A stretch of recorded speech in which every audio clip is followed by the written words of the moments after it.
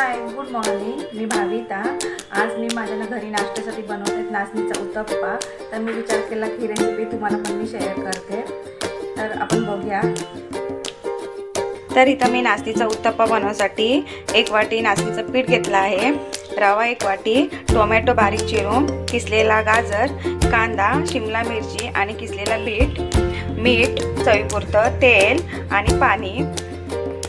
तर आपण पहिल्यांदा नाचणीचं पीठ, रवा मिक्स करून घेऊया.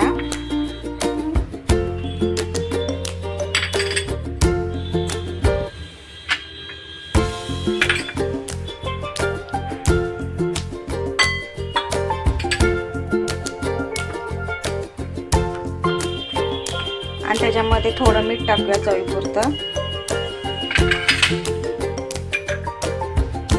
हे नाचणीचा उत्तप्पा पौष्टिक आणि हेल्दी असतात. हे बॅटर मिक्स करून त्याच्यामध्ये सर्व भाज्या आपण टाकू शकता.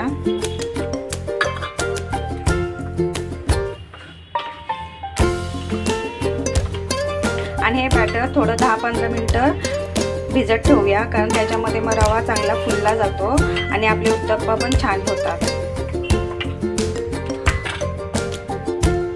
त्यामध्ये मी पहिला गाजर टाकते, नंतर टोमॅटो, बीट किसलेला, थोडा कांदा, शिमला मिरची, असं सर्व भाज्या तुम्ही ॲड करू शकता. जे पण तुम्हाला कोणत्या पण भाज्या आवडत असतील अशा भाज्या.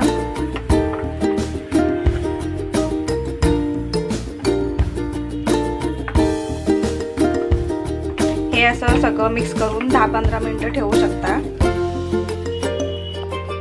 हे असं आपलं बॅटर तयार झालेलं आहे. तोपर्यंत आपण गॅस चालू करूया. मी इथे पॅन गरम करायला ठेवला आहे. आपला पॅन गरम झाला आहे, त्याच्यामध्ये थोडं तेल टाकूया.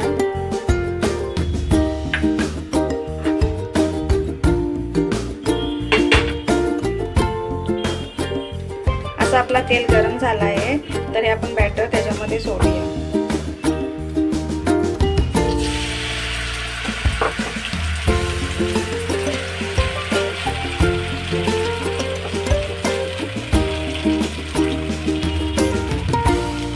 बॅटर सोडून झाल्याच्या नंतर असं झाकून ठेवूया.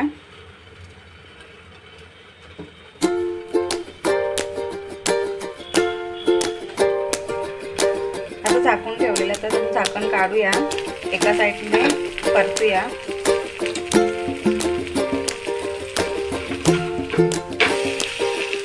आता आपला उत्तप्पा छान क्रिस्पी असं तयार होतो.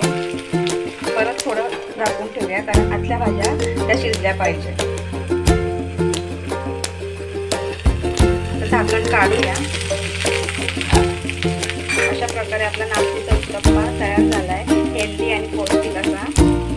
तो आपण सर्व खाऊ शकतो नाश्त्यासाठी. आता आपण उत्तप्पा हा प्लेटमध्ये काढूया.